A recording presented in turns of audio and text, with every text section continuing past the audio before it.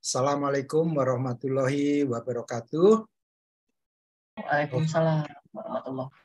Alhamdulillah kita berjumpa lagi setelah Rabu lalu. Kita jumpa lagi di Rabu ini membahas buku yang lain, dan malam ini kita akan coba membahas, mohon maaf juga bukunya diganti ya. Tadinya harusnya Startup of You gitu, tapi ya karena berhalangan reviewernya jadi saya ganti. Jadi istilahnya nih saya ban serep lah gitu, karena di Brit ini kita gitulah, dan biasanya saya minta tolong Pak Bambang, tapi karena udah sangat telat sekali, nggak enak sama Pak Bambang, jadi akhirnya, alhamdulillah saya udah baca buku ini, jadi saya coba bikin slide-nya dalam waktu beberapa 5 hari yang lalu lah. Baik, saya langsung mulai aja dengan biasa, kita mulai dengan apa yang sudah kita bahas selama ini. Semoga teman-teman yang baru bergabung bisa melihat apa aja yang sudah kita bahas. Dan lumayan banyak ya buku-buku yang kita bahas, kayaknya nih harus halaman kedua nanti ini karena begitu banyak.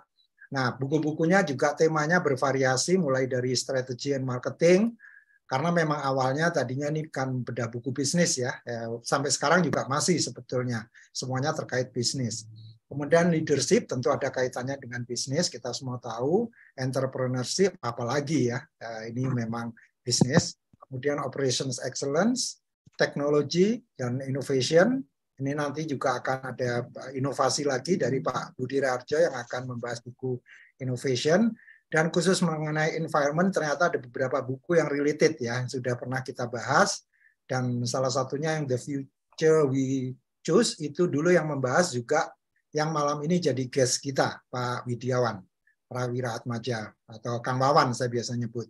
Kemudian terakhir, personal improvement, ini cukup banyak buku-buku yang sudah kita bahas.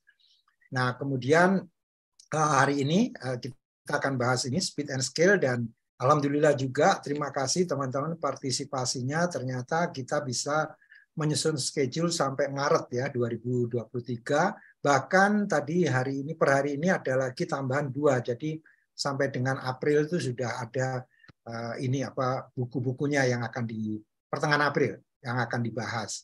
Nanti akan kita publish. Kemudian kalau ada usul silakan ya, ada di grup kita, Brit. Panduannya sederhana sekali, gunakan font yang besar 30, kemudian kita reviewnya cukup 20 menit, dan slide-nya nggak usah banyak-banyak, 10 atau maksimum 15 gitu. Yang penting waktunya jangan lebih dari 20 gitu. Nah, insya Allah pekan depan ini Mas Denny yang akan membahas All Marketers Are Liars. Ini juga menarik, ini buku Seth Godin ya. Ini yang kedua kali kita membahas Seth Godin. Kemudian yang kedua 124 itu How Happiness Happens, Mas Wempi. Dan seterusnya sampai ke bulan Maret dan April sebetulnya sudah ada, semua sudah terisi. Nanti kita akan coba komunikasikan lebih lanjut. Nah, yang akan memandu kita dalam diskusi kita adalah Mbak Ina. Ya, Mbak Ina ini luar biasa, dia membantu banyak hal di Brit ini, termasuk mendesain poster sampai, bukan mendesain, mengerjakan setiap pekannya ini semua karyanya Mbak Ina gitu. Jadi, aduh, kita senang sekali ya karena Brit ini memang benar-benar kita gotong royong istilah kerennya ya. Jadi bukan teamwork lagi, gotong royong gitu. Jadi ini Mbak Ina ini luar biasa, beliau adalah Learning and Development Specialist, saat ini manajer di Wika Pratama Learning Center, PT Wijaya Karya Persero. Kemudian beliau ini juga antusias ya di human capital, terutama organization development, kemudian talent management di building construction company. Dan beliau ini adalah dosen, ya dosen di Atmajaya nih. Kayaknya kalau lagi mengajar, saya dengar katanya di BSD ya. Nanti bisa ketemuan nih, ngopi-ngopi lagi sama Mbak Ina sama Mas Iwan kalau nggak salah. Beliau ini pendidikannya S2-nya di Erasmus University Rotterdam, Master of Science dalam Organizational Psychology tahun 2015 sampai dengan 2016. Kemudian sebelumnya adalah S1-nya ya di Psikologi UI angkatan 2008 dan lulus 2012. Demikian, saya nggak mau berlama-lama memperkenalkan karena kita semua udah kenal lah Mbak Ina, sejak awal, sejak zamannya bedah buku bisnis sudah banyak berkiprah di bedah buku bisnis ini. Baik, untuk selanjutnya saya serahkan ke Mbak Ina sampai waktu nanti Mbak Ina mengundang saya. Silakan Mbak Ina. Baik, terima kasih banyak Pak Gatot. Assalamualaikum warahmatullahi wabarakatuh. Selamat malam Bapak dan Ibu. Mudah-mudahan suara saya terdengar dengan jelas ya. Ini karena lagi hujan deras, mudah-mudahan tidak gangguan network nih. Jelas, tadi Mbak. Sudah aman ya Pak. Alhamdulillah. Nah, tadi sudah diperkenalkan oleh hostnya. Nah, ini kalau saya perkenalkan lagi, jadi bolak-balik aja sebetulnya, tektokan gitu. Jadi coba izin saya share dulu nih. Nah, jadi tadi ya Brit 122, ini bukunya pas dapat cover yang bagus banget nih, jadi bisa langsung saya pajang. Nah, terus saya coba cuplik judul depannya ya, The Time with No Hyperbole is Now. Nah, ini ada kayak quote-nya. Nanti penasaran kan, tapi apa gitu kan yang dibahas nih apa, dan ini sepertinya buku yang pas banget ya dibahas di awal tahun gitu. Nah, siapakah yang akan membahas? Nah, ini seru nih. Nah, tadi Bapaknya mengenalkan saya, sekarang saya balik mengenalkan Pak Gatot gitu. Pak Gatot ini saya kenal sudah sejak 2016 ya Pak ya, 2016, sejak itu fresh baru pulang, terus ketemu Pak Gatot gitu. Nah, langsung ikut kegiatan value gitu. Nah, beliau ini expertnya di bidang strategi and change management gitu. Jadi expert kalau udah bahas strategi, bahas change management, bahas perubahan di organisasi, nah udah ketemu aja sama Pak Gatot langsung gitu. Nanti ngobrol sebentar sambil ngopi gitu ya. Beliau suka banget kopi, ya sambil ngopi udah langsung dapat nanti framework apa gitu ya, kita mau melakukan apa. Nah, beliau ini sudah berkiprah di punya konsultan sendiri gitu ya. Jadi independent consultant sejak 2010 sampai sekarang. Tapi pengalaman-pengalaman sebelumnya juga di bidang strategi and change management juga gitu di beberapa perusahaan. Akhirnya tergerak untuk membangun usaha sendiri gitu. Nah, kemudian secara background-nya nih, educational background-nya teknik industri ya, S1-nya teknik industri dari ITB, kemudian mengambil Master of Business Administration ya, MBA nih, Strategic Management gitu. Jadi pantas berkiprahnya juga di Strategy and Change Management gitu ya, kuliahnya Strategic Management di Central Institute of Management. Itu. Nah, hari ini dua expert yang luar biasa nih, reviewernya dengan Pak Gatot, kemudian guest kita Pak Widiawan Prawira Atmaja, atau tadi akrab disapa dengan Pak Wawan ya, gitu. Salam kenal Pak Wawan. Nah, sebentar, nih experience-nya ini, wah ini miss di saya nih. Harusnya bukan, ini belum saya copy paste nih yang slide sebelumnya. Tapi kalau educational background-nya sudah sesuai gitu ya. Nah, nanti experience-nya seperti apa nih Pak? Gitu. Nanti boleh diceritakan sedikit Pak Wawan, juga experience di bidang energi ya Pak ya. Gitu. Nah, mungkin sekarang juga independent consultant ya Pak. Mungkin banyak beraktivitas juga sebagai consultant gitu. Nanti detailnya seperti apa? Nah, nanti kita dengarkan sharingnya nih. Sengaja nih dibuat salah supaya penasaran pemirsanya gitu ya. Nah, Pak Wawan ini juga teknik industri ya di ITB. Nah, mungkin satu angkatan atau ada senior junior nih sama Pak Gatot mungkin ya, satu lingkungan lah intinya, orang-orang hebat juga. Nah, kemudian ambil master dan ambil PhD di bidang ekonomi di University of Hawaii Manoa. Nah, langsung saja kalau begitu panggungnya saya serahkan kembali ke Pak Gatot untuk langsung membahas lebih detail tentang speed and scale ini. Monggo Pak Gatot. Baik, terima kasih Mbak Ina. Lucu ya lempar-lemparan kita ya. Saya sampai saking padatnya sampai nggak minta tolong untuk siapa yang menjadi host gitu. Baik, langsung aja. Jadi pertama saya mau disclaimer dulu bahwa posisi saya di sini bukan sebagai ahli lingkungan hidup. Ya, artinya saya bukan ahli atau pegiat lingkungan hidup, aktivis lingkungan hidup. Saya bukan Greta Thunberg gitu ya. Saya makhluk biasa di muka bumi yang saya cintai ini. Jadi sebetulnya kepedulian aja saya memberanikan diri membahas buku ini. Karena memang buku ini saya belinya juga gara-gara diskon, jujur aja. Ya, jadi gara-gara diskon di Periplus, kemudian saya beli. Terus saya lihat loh, kok pengarangnya John Doerr gitu ya. wah, saya nggak asing sama beliau karena saya sudah baca bukunya beliau sebelumnya, Measure What Matters gitu ya. Dan itu keren banget bukunya. Jadi saya pikir udahlah, merem aja gitu. Saya pikir Speed and Skill itu about startup gitu kan, speed skill gitu kan. Pak Bambang juga pernah membahas buku mengenai skill gitu. Nah, ternyata buku mengenai climate crisis gitu. Bukan climate change ya, crisis sekarang ini. Jadi, wah, saya jadi ingat Pak Wawan gitu karena beliau pernah membahas buku The Future We Choose. Dan juga selain itu Brit juga pernah membaca buku yang How to Avoid Climate Change atau Climate Crisis gitu. Nah, saya akan coba sekali lagi ya, kalau saya ada misleading dalam hal angka, dalam hal logik, misalkan metan atau apa CO2 atau apa gitu, nanti ada ahlinya, ada Pak Wawan. Jadi yang dipercaya omongannya Pak Wawan, jangan omongan saya, karena saya mencoba sebagai ordinary people membaca sebuah buku yang menurut saya wajib sekali dibaca buku ini. Jadi siapapun, jangan Pak Wawan aja, ya, kita yang ada di bumi ini wajib punya buku ini. Karena keren banget. Nah, kerennya kenapa? Ya, saya akan sekarang cerita, mohon maaf saya akan lewat slide biar saya ngomongnya nggak ngalor ngidul ya. Jadi saya sudah memberikan beberapa disclaimer dulu bahwa saya bukan ahlinya di bidang ini. Nah, kemudian saya bagi 20 menit ini dengan 4 hal kenapa membaca buku ini, kemudian siapa pengarangnya, key takeaways-nya, intinya ngomong apa sih buku ini, dan yang paling saya suka adalah what we need to do. Ini selalu saya di setiap review buku seperti itu. Nah, nomor 1, kenapa kita perlu membahas buku ini? Karena top urgent. Dan kita nggak ada pilihan lagi.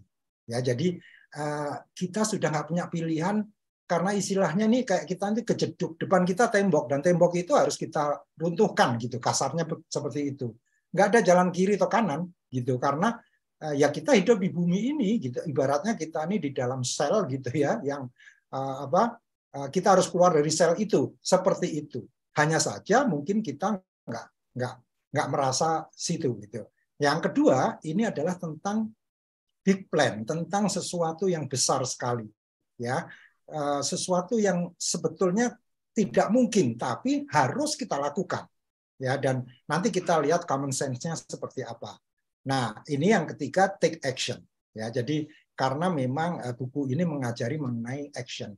Nah, ini sedikit aja fakta yang kita hadapi ya, bahwa karena industrial revolution ya di 200 tahun belakangan ini, ya 2 abad belakangan ini, kita lihat kurvanya, nggak usah lihat angkanya, kurvanya aja, nanti CO2-nya sudah eksponensialnya ugal-ugalan, ya, udah seperti itu. Padahal sebelumnya, ya, itu seperti apa, nggak tinggi-tinggi amat ya, segini 280 ppm, part per million, part per mil, apa ppm apa singkatannya ya, lupa saya. Part per million. Part per million ya. Nah, terus kemudian ini juga udah ada skenario dari ini, bisa dapat di internet, saya juga dapatnya di internet, dan ada di buku ini juga ya. Ini sudah ada beberapa skenario di mana kita sekarang time now-nya di garis merah itu. Dan skenario ini kalau kita biarkan bumi ini seperti ini, kita tidak melakukan apa-apa, tidak ada G20 kemarin membicarakan ini, pokoknya nggak ada the future we choose ya, nggak ada di tahun 2015 kemarin, nggak ada Paris apa gitu ya, conference gitu, itu ya seperti ini, yang di atas ini ya, dan ini sudah bahaya sekali gitu. Dan kita ngomongnya bukan kilogram tapi ton, gigaton ya, gigaton dari CO2 yang ada di planet bumi ini.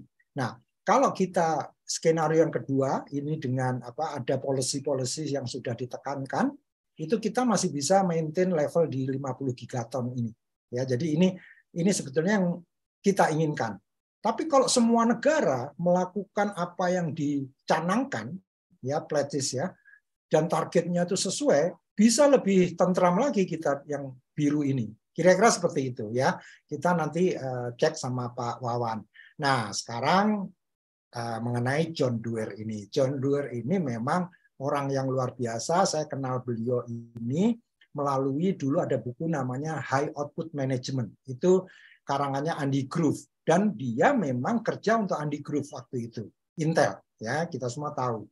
Nah, dia ini ternyata chairnya dari Kleiner Perkins, ya sebuah perusahaan venture capital yang banyak sekali membantu di Silicon Valley. Ya, jadi ini bukan orang sembarangan lah, John Doerr ini bukan orang sembarangan. Dan yang kedua, dia membuat buku Speed and Skill ini. Ya, jadi ini track record-nya luar biasa, dan saya sudah posting di grup kita di BRID.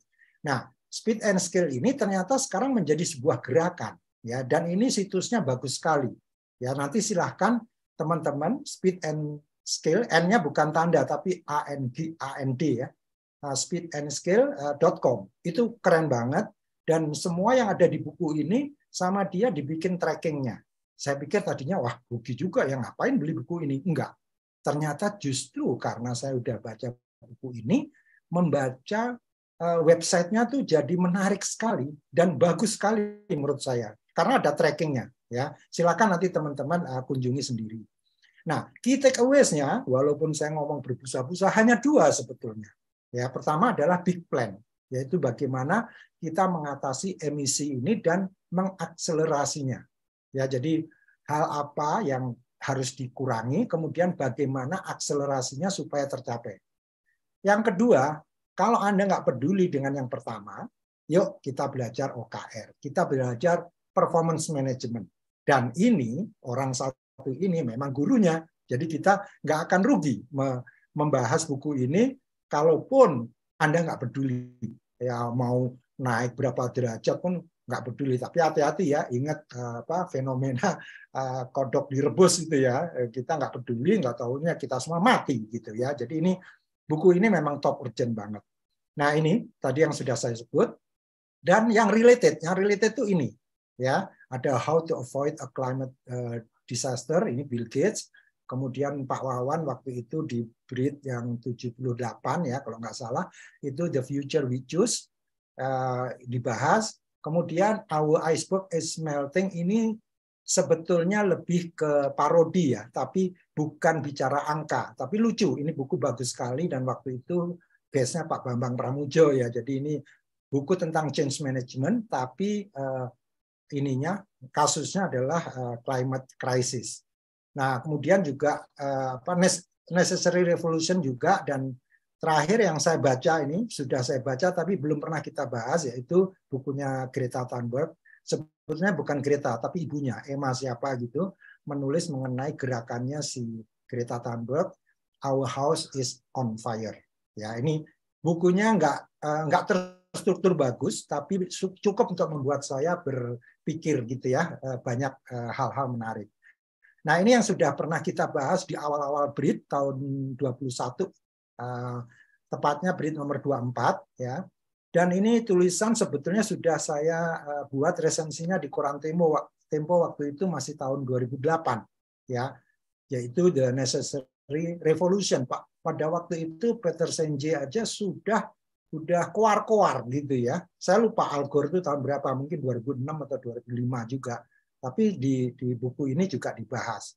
Nah, sekarang kita masuk ke bukunya Net Zero Emission by 2050. Nah, tadinya kalau saya belum baca buku ini, saya pikir ini net zero emission ini gila ya. Apakah kita nanti akan tidak ada lagi pabrik? Wah, saya dimarahin Pak Buntoro. Nanti Pak Buntoro bisa marah ya. Karena nggak mungkin dong ya kita menjadi negara industri tapi nggak ada CO2 gitu. Ternyata bukan, teman-teman. Ternyata yang ada itu reduction. Nanti akan saya tunjukkan angka-angkanya ya. Tapi ini yang angka-angka yang ini, yang saya tampilkan ini, semua dihitung sudah oleh beberapa expert, ya, termasuk John juga. Dan sepertinya ini angka global, karena saya lihat di internet angkanya tuh konsisten gitu. Jadi kita tuh punya PR bagaimana supaya kita netkan 59 gigaton CO2 ini. Ya, jadi ini PR kita. Dan di buku ini dijelaskan. Bukan saatnya kita untuk membahas bagaimana, tapi saya akan menjelaskan kenapa 59 gigaton itu make sense. Nah, ternyata ada 6 hal yang perlu direduksi. Ya, jadi bukan nol, misalkan transportasi harus nol, enggak. Ya, kalau transportasi sekarang mungkin dari 8 gigaton, kita harus kurangi menjadi 2 gigaton. Dan bukan kita, udah dihitung bisa dikurangi sampai 2 gigaton bertahap tahun 2050 tercapai gitu. Ya. Dan fokusnya di buku ini 5 negara besar yang memberikan emisi terbesar. Di situ difokuskan. Bukan berarti negara berkembang tidak ya, tapi karena India sama Cina juga disebutin di situ. Kemudian decarbonize the grid, ini maksudnya power plant ya. Power plant itu tetap boleh, bukan boleh, harus tetap mengenerate power, tapi jangan lagi 24 gigaton. Reduksilah menjadi 3 gigaton. Nah, ini besar sekali reduksinya 21 gigaton ya. Dan seterusnya. Ya, semua diuraikan, totalnya sudah saya cek ya, saya buka satu persatu nih, ternyata yang benar 59 gigaton. Kemudian nah, kita masuk ke bukunya. Bukunya berbicara mengenai 6 hal tadi plus 4 ya. Dan semuanya dikemas dengan satu tagline, one goal, 10 objectives ya. Goalnya apa? Net zero emission by 2050. Ya. Nah, mana aja tadi yang saya sudah sebut dalam hal electrified transportation, dalam hal decarbonize the grid, dalam hal fixed food. Nah, ternyata sapi ini daging yang kita makan itu paling banyak memerlukan atau memberikan emisi CO2 ya. Jadi ya saya nggak tahu apakah mungkin harus kita banyak makan sayuran ya, tapi intinya itu. Kemudian protect nature, termasuk hutan ya, hutan dan sebagainya, clean up industry, dan terakhir remove carbon. Nah, itu hal-hal secara angka yang harus kita kurangi. Nah, itu akan bisa terjadi ya, strateginya adalah menggunakan 4 hal ini.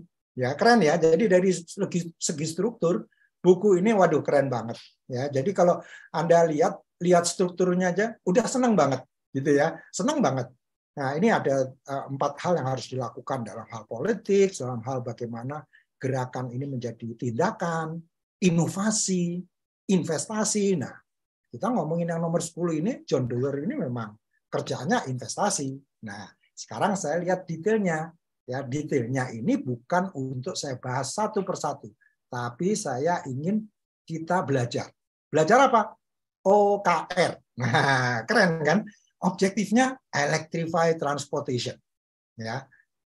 Itu akan bisa tercapai kalau key result-nya 6 ini harus dilakukan. Wah, keren kan? Jadi objektifnya jelas, electrified transportation. Ya. Angkanya udah saya sebutkan tadi kan. 1, dalam hal price. Ya, yang namanya kendaraan listrik harus performance maupun harganya itu ya agak samalah dengan mesin yang fuel based combustion engine yang sekarang ada. Baik itu di Amerika maupun India dan Cina. Lihat ya, jadi Indonesia belum masuk, tapi bukan berarti kita nggak kontribusi ya. Tapi by 2024 itu harusnya harganya udah seperti itu. Dan di buku ini keren banget, ada cerita mengenai Tesla, di mana Tesla dimulai dengan very high class, kemudian turun sedikit, dan sekarang mulai yang mass production. Ya, waktu itu ini bagus banget ya ceritanya mengenai bagaimana Elon Musk melakukan strategi pricing untuk electric vehicle-nya dia. Kemudian cars, one of 2 new personal vehicles purchased worldwide are EVs by 2030. Jadi tahun 2030 itu 50% mobil baru yang dibeli itu sudah menggunakan sudah mobil listrik, bukan lagi mobil bensin atau gasolin gitu ya. Nah, 95% by 2040. Ya. Ini kita nggak bicara mengenai ini bisa tercapai apa enggak ya, tapi nanti kita lihat. Kemudian buses and trucks dan seterusnya. Ya, jadi ini semua detailnya ada di buku. Decarbonize the grid. Ya, ini juga ada 7 hal yang harus dicapai. Ya, jadi dari segi OKR, dari segi key takeaways yang nomor 2 mengenai OKR, ini langsung gamblang banget ya. Jadi teman-teman yang di bisnis bisa nyontek ini. Ya, jadi misalnya kalau Anda meningkatkan sales gitu by sekian gitu atau achieve pertumbuhan 20% gitu. Itu harus di pasar ini minimum harus sekian user. Pasar ini sekian user. Ini contoh-contohnya aduh gamblang banget deh gitu ya. Sekali lagi saya bukan ahlinya, nanti kalau Pak Wawan memerlukan slide ini akan saya tampilkan, dan saya hanya ambil beberapa objektif, bukan 10-10-nya karena memang ini review hanya 20 menit, nanti kita bahas. Terus baterai production, ini juga produce 10,000 gigawatt of batteries yearly, at least $80 per kWh by 2035. Karena sekarang harga baterai itu masih mahal. Ya, tapi alhamdulillah di buku ini disebutin harganya menukik, turun terus gitu. Jadi mudah-mudahan ini bisa tercapai. Nah, kemudian yang terakhir, what we need to do. Pertama, change your lifestyle to conform with the big plan. Maksudnya kita tidak usah nunggu bahwa negara besar melakukan itu. Lakukanlah yang bisa dulu. Apa yang kita bisa lakukan, kita lakukan.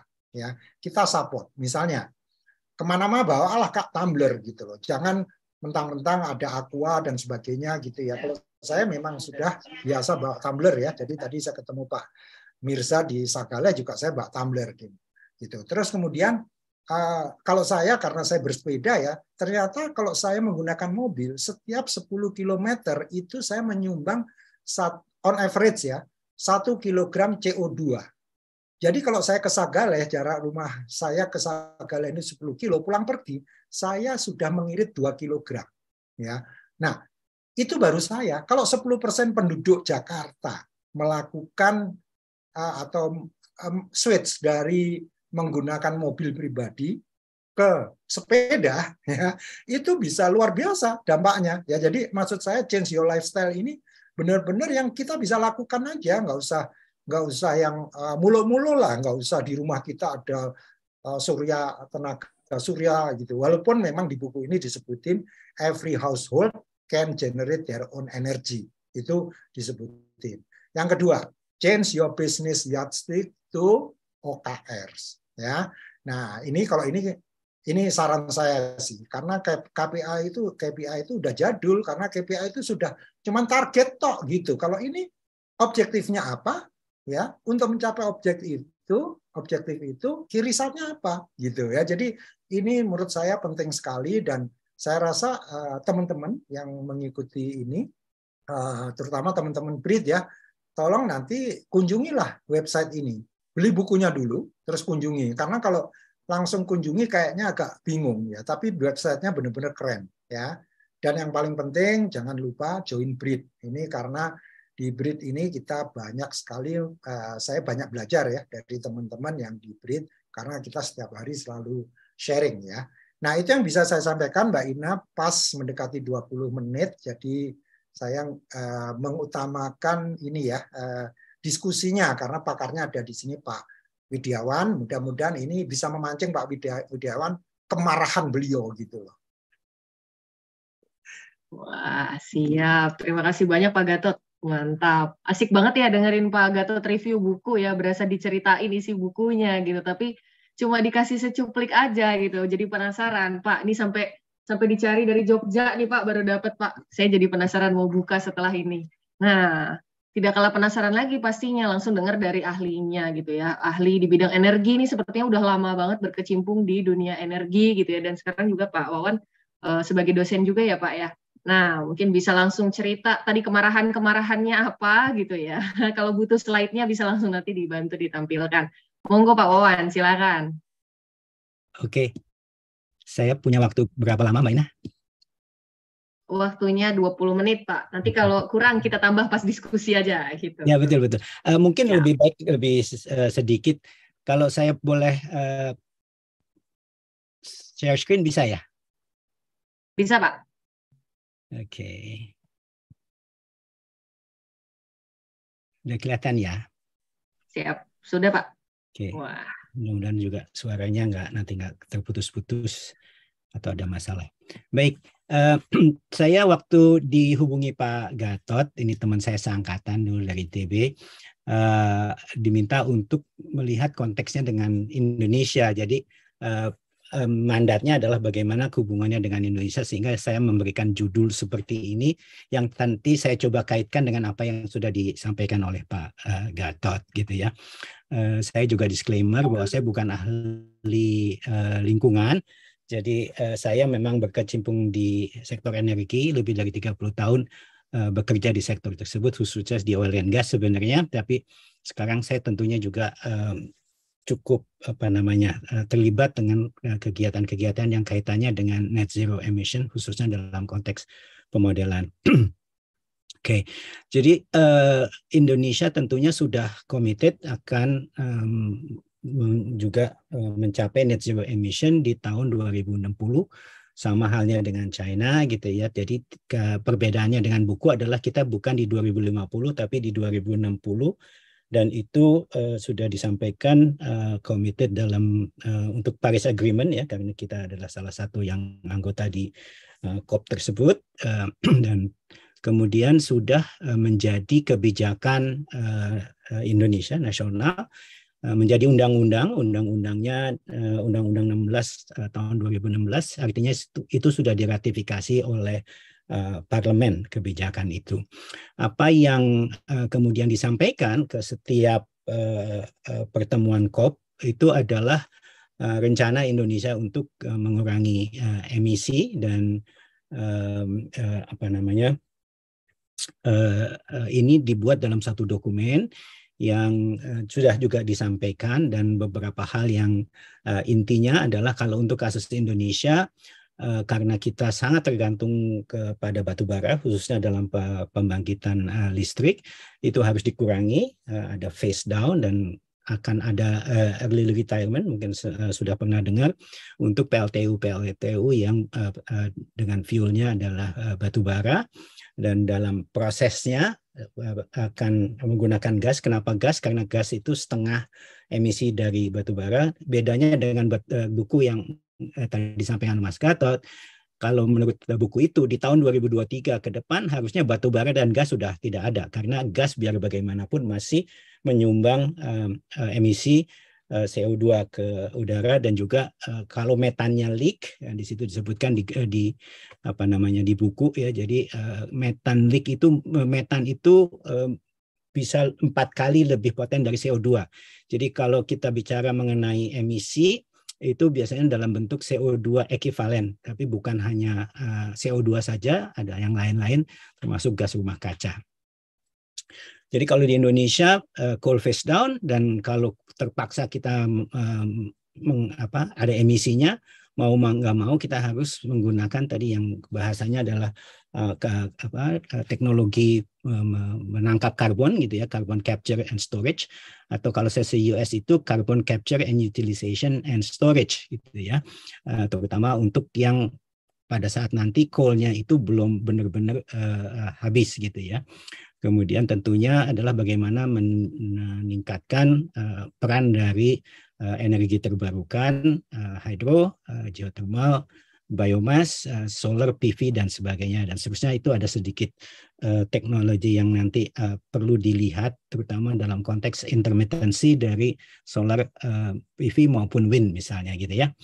Kemudian tadi sejalan mengenai transport sektor, kalau di kita bukan hanya electric vehicle, tapi juga ada biofuel, karena kita produsen CPO gitu ya, dan kita sudah 30% gasoil atau diesel kita sudah menggunakan biodiesel. Mass transport adalah suatu hal yang sangat masalahnya juga adalah di industri yang disebut juga di dalam buku bahwa itu agak sulit untuk dilakukan penurunan emisinya. Itu dicoba beberapa hal, terutama untuk industri baja dan semen, di buku juga dibahas secara mendalam, dan digantikan oleh gas ataupun dengan biomasa. Sementara untuk household atau building disebutnya adalah energy efficiency. Yang ini adalah laporan yang dibuat untuk mendukung komitmen kita di net zero emission di 2060. Ini dibuat oleh teman-teman dari LAPI ITB, ada Pak Ucok, ada Ibu Gumilang Dewi, dan beberapa teman-teman lain yang mereka adalah konsultan untuk KLHK yang bertanggung jawab untuk menyampaikan rencana Indonesia. Ini saya akan coba lebih cepat walaupun tulisannya mungkin agak banyak ini. Konteksnya adalah kalau untuk Indonesia, mungkin ada beberapa ibu bapak yang kemudian ingin membandingkan gitu ya. Ya kalau negara maju itu enak aja bilang mengurangi karbon karena mereka udah sebelumnya mengemisikan begitu banyak. Sedangkan kita adalah negara berkembang yang punya ambisi untuk menjadi negara maju di tahun 2045. Dan untuk itu GDP-nya harus meningkat, GDP per kapita kita harus naik 4 kali sampai 2060 itu, sehingga GDP-nya itu harus naik 5 kali gitu ya untuk mendapatkan GDP per kapita yang kita inginkan. Dengan konteks ekonomi seperti ini, pertanyaannya adalah kebutuhan energinya akan seperti apa gitu ya. Nah, ini sudah dimodelkan dalam bentuk persis seperti yang tadi Pak Gatot ceritakan, yang ternyata paling relatif mudah untuk dikurangi emisinya adalah di sektor pembangkit listrik. Jadi di elektrolistrik itu kalau mengandalkan kebijakan yang ada sekarang, kita masih dilihat tuh ya, peaknya ada di hampir tahun 2050. 2060 masih naik dan 2 kali lebih besar dari tahun 2010 gitu ya. Jadi dan ini this is not going to cut it gitu ya. Jadi yang dilakukan adalah sebenarnya yang pledge scenarios yang kita bilang bahwa kita akan net zero emission di tahun 2060, tapi nggak bisa benar-benar nol. Kenapa? Karena kita punya yang mengcapture-nya gitu. Jadi energi itu tidak didesain untuk nol net zero atau zero emission gitu. Jadi masih net. Ada sektor lain yang akan mengabsorb karbon yang dihasilkan dari sektor energi, terutama di sektor kehutanan dan juga land use gitu ya. Nah, ini yang membuat apa yang harus dilakukan sehingga ini bisa terjadi kira-kira begitu kan pertanyaannya. Ternyata sulit banget gitu. Pertama, kalau memang itu mau terjadi, efisiensinya mesti sangat meningkat gitu ya. Jadi kalau untuk menghasilkan 1% GDP biasanya membutuhkan sekian energi gitu ya, dia harus jauh lebih rendah, di mana hal itu harus menciptakan kegiatan efisiensi yang jauh lebih besar gitu, dan juga karbon intensitinya dalam konteks ke sektor pembangkit listrik tadi elektrifikasinya yang Pak Gatot sampaikan di buku tadi gitu ya, speed and scale. Terus ada juga mengenai fuel switching-nya, yaitu yang tadinya dari menggunakan fossil fuel misalnya, merubah menggunakan listrik, tapi listriknya harus yang tadi, yang zero emission gitu ya.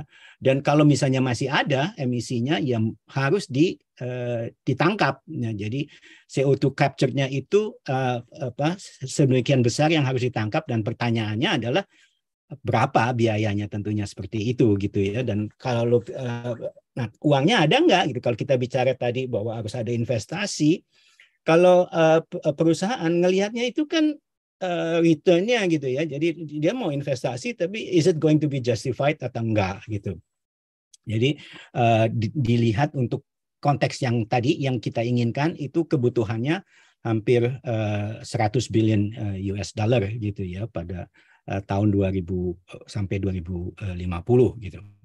Nah, tadi kalau Pak Gatot bilang harus ada action, ya kita tuh masih, kalau kita bandingkan dengan negara-negara lain, dan ini hanya salah satu contoh saja, tapi bisa kita bandingkan, kita bukan negara maju, pendapatan per kapitanya rendah gitu ya, tapi dalam konteks fuel consumption kita sama borosnya dengan negara-negara yang yang pendapatan per kapitanya tinggi. Jadi we have to do a lot better dalam konteks ini, dan ini seperti yang tadi Pak Gatot sampaikan, itu kaitannya dengan behavior kita gitu ya. Nah, untuk Indonesia sayangnya bedanya dengan hukum, kita nggak menyinggung soal makanan gitu ya. Jadi sapi itu sebenarnya, kalau sapi itu kan dia mengeluarkan metan dia ya. Jadi negara seperti New Zealand itu emisi terbesarnya justru dari sapi dan mungkin domba gitu ya.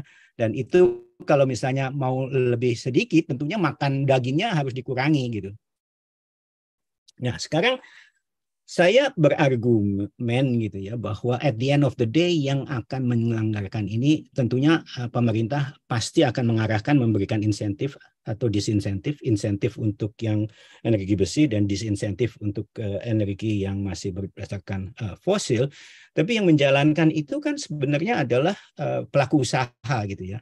Pemerintah sudah bilang bahwa APBN-nya nggak cukup dan harus mengandalkan misalnya BUMN. BUMN aja udah pasti nggak bisa gitu, karena harus ada faktor swasta gitu ya. Dan masalahnya dengan apa yang dihadapi oleh perusahaan-perusahaan energi saat ini, baik BUMN maupun yang lain, itu kalau kita bicara climate change itu atau cuaca lah katakannya, cuaca ekstrim itu udah ada sekarang gitu.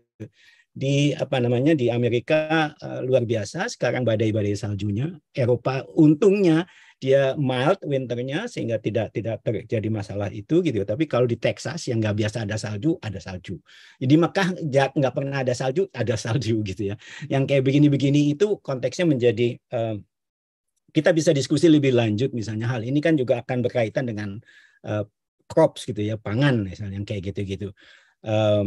Waktu saya pernah ke Wamena bulan Agustus yang lalu, di pegunungan itu ya, di pegunungan di dekat di Kabupaten Tolikara atau yang lain, Puncak Jaya dan sebagainya kayak begitu, itu dinginnya luar biasa sehingga beberapa daerah di situ nggak bisa, tanamannya nggak cukup gitu ya, sehingga mereka punya masalah dengan kelaparan. Dan saya lihat waktu di Jawa gitu ya, di daerah Ijen, di daerah yang tinggi-tinggi begitu juga sama juga. Bedanya adalah kalau di Jawa dia bisa diambilkan dari tempat daerah sekitar, tapi kalau di Papua yang di tengah pegunungan seperti itu, datangnya dari mana? Jadi masalah perubahan iklim ini sebenarnya sudah nyata dan sekarang yang kita hadapi, bukan nanti gitu ya. Banjir yang di Semarang kemarin atau di mana yang lain-lain juga sudah masalah. Jadi ini dalam konteks perusahaan energi itu kan masalahnya jadi supply chain-nya jadi sulit gitu ya. Kalau di Texas tidak pernah didesain untuk extreme weather atau yang dingin sekali.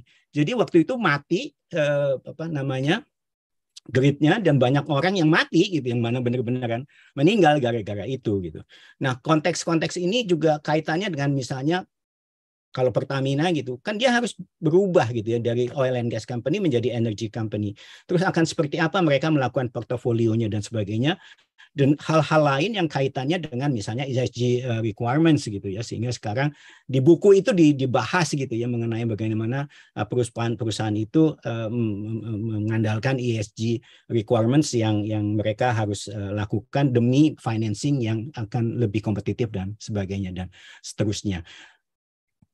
Di saat yang sama kita itu masih menghadapi COVID-19 ya, mungkin sekarang berubah dari pandemik menjadi endemik, tapi macroeconomic pressure, inflation dan sebagainya, ada perang Rusia dengan Ukraine, kita mau pemilu di tahun 2024 yang kadang-kadang orang-orang itu pasti prioritasnya nggak akan bicarain mengenai iklim atau energi gitu ya. Dan di lain pihak ada energy shocks and crisis, misalnya kalau harga-harga itu naik sehingga mau tidak mau APBN-nya terlalu berat untuk tidak mensubsidi, mau tidak mau harganya harus dinaikkan, ada inflasi dan sebagainya, mengurangi daya beli dan seterusnya. Atau kalaupun pakai APBN dengan subsidi, mau tidak mau dana-dana yang dipakai bisa untuk yang hal-hal yang produktif, kesehatan, pendidikan dan sebagainya juga jadi berkurang begitu. Jadi ini yang ada di Indonesia tidak mudah gitu ya, tidak mudah, dan kalau kondisinya banyak sekali hal-hal yang sifatnya masih sangat anomali atau apa namanya, berkebalikan antara subsidi antara kebijakan dengan keinginan. Misalnya kalau kita mau menghilangkan energi fosil, kenapa energi fosilnya masih disubsidi, BBM masih disubsidi, batu baranya masih disubsidi, harganya lebih dari $300 di pasar internasional, tapi PLN hanya membayar $70. Jadi buat PLN yang paling murah adalah tetap batu bara kalau dengan kondisi seperti sekarang. Nah, hal-hal yang seperti ini mungkin harus segera berubah, tapi saya tidak tahu apakah nanti calon-calon pemimpin yang ke depan itu akan melakukan berbagai terobosan sesuai dengan apa yang dikehendaki oleh si buku yang tadi dibahas oleh Pak Gatot. Demikian apa yang bisa saya sampaikan. Terima kasih. Mudah-mudahan juga berguna. Nanti kita diskusi lebih lanjut. Masya Allah. Terima kasih banyak Pak Wawan. Waduh, kita berikan aplaus dulu buat Pak Gatot dan Pak Wawan. Luar biasa nih. Ini pasti pada tercengang ini Pak, peserta break malam ini gitu ya. Ini informasi yang mungkin juga benar-benar kayak informasinya banyak yang baru yang oh iya ya gitu. Membuat kita jadi kayak tersadar lagi apa ya hal yang kita bisa lakukan untuk bisa mencapai. Tadi kan sudah ada deklarasi di 2060 ya Pak ya kalau Indonesia ya Pak Wawan. Nah, kira-kira apa yang bisa dilakukan? Ini sepertinya juga lagi pada ini kita diskusi apa nih? Mungkin dari sektor mana? Wah, udah ada langsung. Baru saya pancing dikit, saya belum bahas apa-apa nih. Pak Imam udah langsung. Oke, Pak Imam, silakan Pak. Oke Pak, ingin meramaikan. Jadi terima kasih, sangat menarik ya. Tadi saya sempat capture tadi transformation untuk Indonesia. Jadi yang pertama itu coal phase down by replace by the gas. Nah ini menurut saya sangat realistis ya Pak. Jadi karena gas kita itu sangat banyak, 40% gas itu diekspor ke luar negeri ya. Jadi dikirim ke Singapura, dikirim ke Korea, ke Jepang. Bahkan seperti Jepang, Singapura itu dia pembangkit listrik udah pakai gas semua. Jadi di sekeliling pulaunya tuh LNG shipping terminal gitu. Dia lebih memilih gas karena bersih ya dibandingkan coal ya. Terus juga harganya murah. Dan kita kebetulan berlimpah dan cadangannya banyak dan banyak yang udah discovery di Indonesia Timur, cuman belum di develop gitu kayak di Blok Abadi apa yang di Water itu banyak ya. Nah itu sangat potensial itu sebenarnya realistis ya dengan kita kan kaya akan gas. Kalau minyak mungkin kita defisit ya, tapi kalau gas ini berlebih. Jadi sekarang tuh kita ekspor, nah gasnya tuh dipakai sama negara maju untuk membangkit listrik mereka gitu. Kenapa nggak kita gunakan untuk diri kita sendiri ya? Kemudian yang CCUS juga dia kan pembangkit listriknya tuh karbonnya diinjek ke reservoir. Kita juga banyak reservoir yang banyak tuh tinggal ditarik pipeline, cuman memang investmentnya agak mahal ya.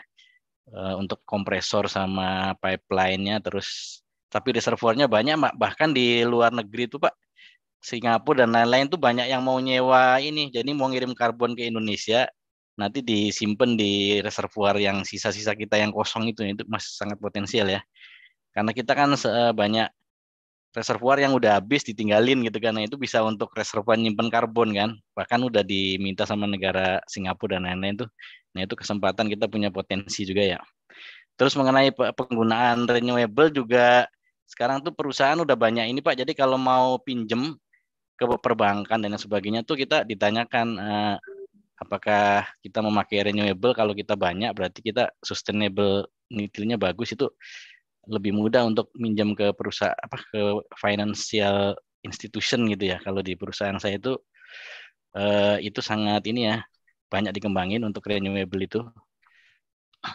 Kalau transportation sector juga, nah ini betul Pak, saya setuju. Jadi harus diubah, transportasi umum tuh harus bagus. Mungkin seperti di Singapura tuh orang malas punya mobil ya, dia udah ada MRT, LRT kayak di Jepang ya, kereta. Sebenarnya kalau ini juga lebih hemat juga, nggak perlu bayar tol bensin ya, kalau ada transportasi umum yang bagus gitu ya. Nah itu pasti akan mengurangi juga kan.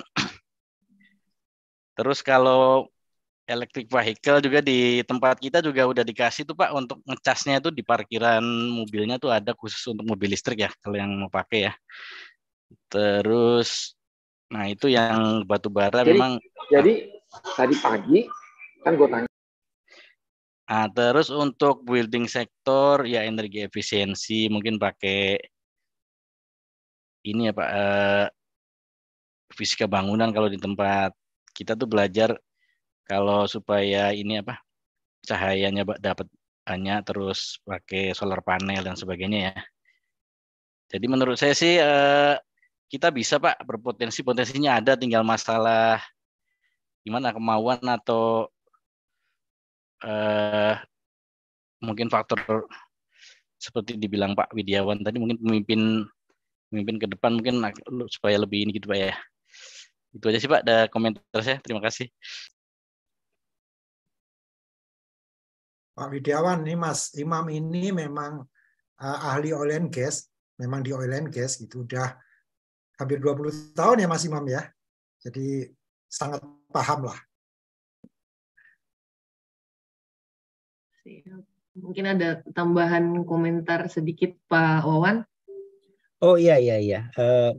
Memang at the end of the day tinggal mengenai biaya gitu ya. Kalau CCS itu yang kalau kita misalnya tanya apakah ada program yang sudah berhasil gitu ya. Kalau di oil and gas tentunya banyak ya, karena kita biasa melakukan reinjection gitu ya untuk EOR ya, makanya CCUS. Kalau kita bicara CCUS dan kita untuk menghasilkan kenaikan produksi itu secara keekonomian akan dihitung tanpa harus disuruh, itu biasanya kita jalankan, kita pakai apa gasnya atau kalau bisa dapat CO2, dan sekarang di kegiatan hulu migas itu sudah akan melakukan hal yang seperti itu. Contohnya untuk di Tangguh Train 3 nanti gasnya itu akan diproduksikan dan CO2-nya itu akan dikembalikan ke dalam itu khusus, sehingga produksinya akan jauh lebih meningkat gitu ya, produktivitas dari masing-masing sumurnya juga meningkat. Dan itu akan terjadi juga di Abadi Masela yang tadi sudah disebutkan gitu ya. Masalahnya adalah ini akan meningkatkan biaya kalau untuk yang Abadi Masela, dan itu larinya akan nanti ke biaya produksi dan berapa harga keekonomian dari lapangan tersebut. Sementara kita kan pengguna di Indonesia maunya harganya murah gitu ya. Sementara kalau udah di laut lepas seperti itu sulit untuk membuat harga itu menjadi seperti yang diminta oleh konsumen-konsumen yang ada di dalam negeri. Jadi ujung-ujungnya memang adalah mengenai keekonomian. Seperti apa tadi saya sampaikan bahwa di yang contoh dari pembangkit listrik dan CO2-nya diambil dan disuntikan itu ada di Petranova di Amerika yang ternyata harus tutup karena rugi gitu ya, tidak cukup gitu. Nah, salah satu yang harusnya menjadi pendorong adalah harga atau ekonomi karbon. Ke ekonomi. Kalau misalnya CO2 reinjection itu butuh biaya, misalnya per tonnya adalah katakanlah kalau di buku itu disebutnya masih 100 dan turun ke 50 ya Mas Gatot kalau saya nggak salah. Nah, artinya harga karbonnya kan mestinya $50 per ton. Nah, sekarang pajak karbon Indonesia itu akan berapa? Itu hanya $2 per tonnya kalau berdasarkan, dan itu aja belum dijalankan sampai sekarang kan, ditunda-tunda perjalanan pelaksanaan yang tadinya mau 2022 aja. Nah, jadi maksudnya apa? Ya orang dia emit CO2 aja dan bayar pajak karena pajaknya murah. Buat apa dia melakukan carbon capture kalau dia bisa bayar pajak gitu ya. Itu contohnya. Nah, kalau bawa dari luar negeri ingin dan membawa ke kita, itu memang suatu bisnis yang akan baik sekali, dan Pertamina sekarang sudah bekerja sama dengan ExxonMobil. Saya nggak tahu Pak Iman di perusahaan apa, tapi kalau Pertamina sudah akan bekerja sama dengan ExxonMobil. ExxonMobil itu saya tahun berapa ya, 2006 aja ke Labars yang di Wyoming itu mereka sudah menginjekkan segala macam inert gitu ya, terutama waktu itu ya yang kayak H2S-nya apa segala macamnya itu pasti di-reinject, dan itu memang dipakai untuk meningkatkan produksi, jadi semacam IOR gitu ya. Nah, hal-hal seperti itu memang betul apa yang tadi disampaikan Mas Imam, dan kita punya beberapa hal tadi ya. Jadi perbedaan kita karena keunikan kita gitu. Tapi kan banyak hal lain juga sebenarnya Mas Iman gitu ya. Kita punya batu bara yang begitu besar, begitu banyak, itu mau diapain? Kalau CO2 capture-nya CCS-nya bisa, ya otomatis akan baik sekali. Dan ya ini yang menjadi tantangan gitu ya. CCUS itu hampir sama dengan orang-orang kebumian, explorations gitu ya. Jadi keahliannya kita pasti punya gitu. Nah, tinggal masalah bagaimana hal itu bisa menjadi ekonomis. Kalau di oil and gas sudah pasti, tinggal bagaimana kalau di sektor pembangkit listrik itu bisa juga menjadi sesuatu yang bisa kita jalankan. Kayaknya ada pertanyaan-pertanyaan lain tuh yang udah recent. Siap, terima kasih banyak Pak Wawan, Pak Imam. Wah, ini langsung nih, biasanya habis terpantik satu, nah mulai. Prof Budi, alhamdulillah belum tertidur ya Prof. Monggo Prof. Sebetulnya udah ketiduran, barusan bangun lagi. Jujur. Barusan wah udah ini ya. Nah, saya mau nanya dua. Yang pertama itu tadi di slide-nya Mas Gatot, itu ada satu yang tidak berkurang tapi malah -1 ya. Tadi apa ya? Ada sesuatu yang plan atau apa kok -1 ya? Kenapa? Tadi ada yang itu ya tadi. Saya nggak kebaca ini tadi. Itu kenapa kok ya malah -1 gitu ya? Apa gitu ya ceritanya gitu ya. Terus yang kedua, judulnya kenapa speed dan scale ya? Speed dan tadinya saya pikir wah ini speed dan scale itu speed dan scale dalam menjalankan bisnis gitu kan ya. Apanya yang di speed dan scale-nya gitu ya. Nah, itu aja Mas Gatot. Oke, mungkin saya nanti perlu bantuan Pak Wawan ya. Jadi memang ada yang saya sendiri sebetulnya nggak begitu paham, cuman memang kalau dilihat ya, entar. Ini, jadi protect nature gitu ya. Jadi 6 gigaton menjadi -1 gitu. Artinya kalau kita berhasil sebenarnya hutan itu atau nature itu bisa memberikan hal-hal yang sifatnya malah melindungi dan membuat karbonnya itu malah penurunannya. Ini kan angka 59 gigaton ini kan per tahun gitu ya. Jadi per tahunnya tuh bahkan dia bisa minus, artinya tidak lagi seperti itu. Nah, mungkin Pak Wawan bisa bantu saya untuk menjelaskan karena saya sendiri juga ada pertanyaan di situ. Iya, kalau CO2 itu kan ditangkapnya oleh, kalau yang kita biasa lakukan kan oleh hutan ya.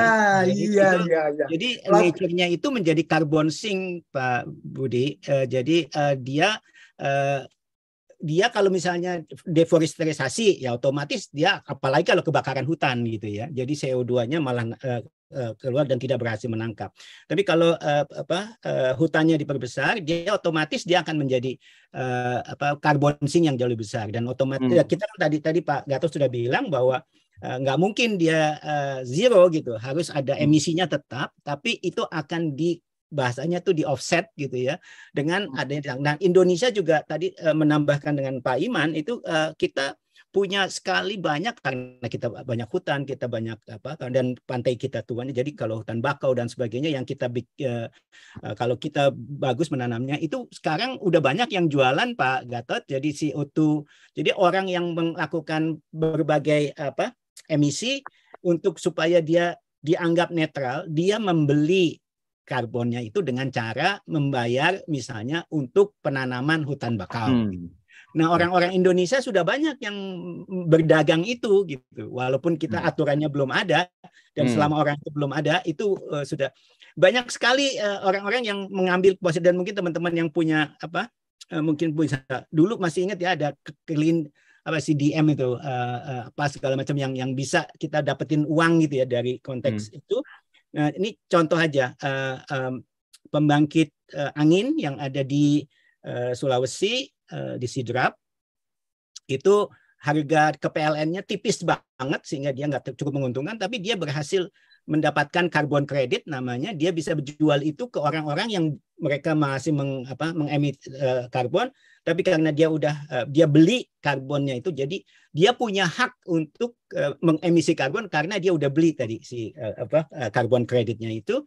Jadi si perusahaan IPP untuk yang membangkitkan listriknya dari angin itu bisa menjual misalnya ke Kanada sebesar Kanada ya kalau nggak salah, ya ke Kanada atau ke mana gitu $20 per ton. Sama yang beli oleh yang $20 per ton itu dijual lagi menjadi $40 per ton. Kenapa? Karena harga karbon di daerah-daerah negara maju itu tinggi sekali, udah hampir $100 per ton gitu. Jadi memang cuma di kita kan tidak diapresiasi ya, jadi jadinya dipakainya untuk yang keluar gitu. Nah, untuk Indonesia sebenarnya yang carbon sink-nya itu kita masih sangat banyak potensinya. Jadi yang minusnya masih cukup banyak potensinya Mas Gatot ya untuk Indonesia. Asal jangan deforestasi aja. Oke. Mantap. Speed and scale tadi satu lagi pertanyaannya. Scale-nya itu kalau yang dari saya baca itu adalah karena untuk menurunkan cost Pak Prof Budi. Jadi kalau cost-nya itu mau turun mau nggak mau scale-nya harus besar.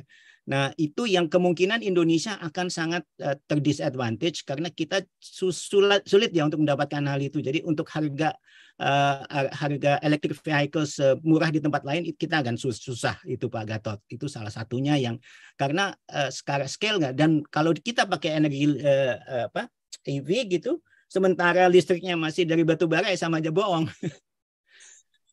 Ya. Ya, di buku juga disebutkan sih, jadi electrified transportation sama decarbonize the grid itu related, nggak bisa, harus jadi satu. Nggak bisa ini harus dua-duanya gitu. Oke. Siap, terima kasih. Wah, terima kasih banyak Prof Budi, Pak Gatot, Pak Wawan, luar biasa sekali nih. Oke, berikutnya tadi sepertinya Pak Alan sudah raise hand, apa udah pegel ya Pak? Jadi turun. Pak Alan, jadi Pak? Oh iya, boleh. Ya, Pak. Siap. Selamat malam, Pak Gatot, Pak Widiawan, dan semuanya teman-teman Prof Budi. Saya disclaimer juga sedikit Pak, ya, nama saya Alan Perdana dan mungkin selama ini karir saya di oil and gas, jadi mungkin agak bias. Tapi saya khawatir juga untuk satu hal yang tentang ini, mungkin saya khawatir kalau mengenai climate change ini, kita harus tetap memanage-nya sebagai ambiguitas yang harus kita terima dalam hidup karena solusinya kayaknya sampai sekarang belum ada. Dalam konteks apapun yang mau dikerjakan sepertinya menabrak tembok dan kalau misalnya kita bersandar sama harapan akan ada teknologi yang akan diketemukan ke depannya, teknologi aja nggak cukup karena political win juga diperlukan. Dan kalau soal political, misalnya kalau John Doerr objektif memakai skema atau sistem OKR, Objective and Key Results itu, salah satu key result yang dia kedepankan, satu yang saya note di sini yang seperti removing energy subsidy. Dalam dunia sekarang, nggak di Amerika, terutama di Indonesia, removing energy subsidy itu sepertinya politically impossible, zero chance to succeed. Jadi, apalagi nggak tahu saya apakah itu artinya musuhnya sebenarnya demokrasi. Tapi kalau kita lihat di monarki absolut pun, di Saudi pun, energy consumption-nya malah 20 kali lipat lebih tinggi daripada Indonesia karena untuk per kapitanya, karena mungkin mereka sangat murah sekali untuk mendapatkan oil and gas. Jadi saya khawatir kalau climate change, pendapat saya pribadi itu sesuatu yang memiliki ambiguitas tingkat tinggi yang harus kita terima dengan lapang dada, akan sangat sulit untuk dipecahkan. Silver lining atau apapun itu mungkin belum kelihatan sececah harapannya. John Doerr sangat optimis, Pak Widiawan sangat pesimis, bukan sangat pesimis tapi memberikan terutama untuk gambaran Indonesia sepertinya realistically kurang masuk akal. Sidrap tadi disebutkan juga sama Pak Widiawan, sidrap itu juga dimatikan. Disebutkan kalau solar atau surya dan wind itu energi yang paling murah sekarang, tapi kan tidak reliable. Jadi kalau misalnya kita bersandar sama solar sama wind aja, reliability-nya nggak ada, akhirnya redundancy karena di mana ada solar tenaga surya atau wind, kita harus bangun juga pembangkit listrik tenaga batu bara atau gas. gas sendiri itu gas sendiri juga problematik ya. Kalau dibilang kita kaya gas, ya iya, tapi kan mahal juga kalau mau kita develop gasnya kan. Kita kan tidak bisa untuk bersandar sama sesuatu yang jangka panjang, invest besar sekarang. Dan gas pun juga kaya di mana-mana juga. Qatar itu 1000 TCF mungkin. Kita sementara yang paling besar mungkin Masela itu mungkin sekitar 18,5 TCF aja ya Pak. Ya, jadi secara competitiveness kita untuk mendevelop gas itu juga nggak semudah itu juga. Saka Kemang itu yang sampai sekarang, yang dulu mungkin lebih besar, yang di Jambi yang dibesar-besarkan jadi reserve yang terbesar dalam 5 tahun terakhir, itu juga sampai sekarang belum develop secara itu. Jadi mungkin political win itu yang pertama yang akan jadi problem untuk bisa kita punya solusi. Dan political win di sini bukan cuma political win di satu negara mungkin ya, tapi mungkin seluruh dunia. Mungkin itu yang terbayang sama saya Pak. Saya sudah lama juga memikirkan tentang gimana sih caranya untuk kita punya optimisme dalam masalah climate change ini, tapi sepertinya ambiguitas dalam hal ini, di mana kita harus mengorbankan orang-orang atau rakyat yang belum punya kesejahteraan untuk tidak boleh mendapatkan akses terhadap energi murah, tentunya secara jangka pendek juga nggak akan menyehatkan untuk masyarakat. Itu mungkin bukan pertanyaan, tapi nggak boleh dikomentari sama Pak Widiawat sama Pak Gatot, boleh juga Pak. Monggo Pak Gatot atau Pak Wawan, tanggapan. Lebih ke Pak Wawan tuh. Siap. Iya betul, apa yang disampaikan betul, tapi ini kan konteksnya tadi ya, kalau negara lain kan dia dia sudah peaknya udah cukup lama gitu ya, tinggal nurunin gitu. Kita peaknya atas apa yang tadi kita itu kan masih setelah 2030 gitu, karena nah salah satu pendekatannya memang ada yang namanya pakai kata-kata just gitu ya, just energy transition gitu ya. Just energy transition itu nanti akan ada kayaknya investasi gitu ya, untuk memudahkan kita untuk melakukan transisi energi. Tapi kan kadang-kadang itu persis seperti tadi yang sampaikan juga nggak mudah ya Pak Alan, karena pasti itu nanti ujung-ujungnya jadi seberapa soft kita nggak tahu, tapi tetap aja konteksnya adalah loan gitu ya, dan harus dibayar kembali. Nah, ini menjadi yang tidak mudah juga gitu, karena misalnya pertama mengurangi batu bara, terus mau diganti sama apa? Tadi udah disebutkan oleh Pak Alan bahwa apa namanya solar maupun wind itu kan intermittent gitu ya, jadi dia kalau mataharinya nggak ada atau anginnya nggak ada ya nggak bisa menghasilkan listrik, jadi mau nggak mau dia harus pakai baterai supaya siang dia mengenerate masuk jadi baterai, nanti malamnya pakai baterai gitu ya. Sebenarnya ada beberapa hal yang bisa dilakukan dengan cara yang jauh lebih murah, misalnya pump storage gitu ya. Jadi nah terus misalnya dengan apa namanya energi terbarukan, hydro gitu, nanti larinya ke hidrogen dan sebagainya dan seterusnya, sehingga ini menjadi. Cuman kan menurut buku juga disebut gitu bahwa baterai itu masih agak mahal, dan cuman kalau saya boleh mengkritik buku itu Mas Gatot ya, di buku itu nggak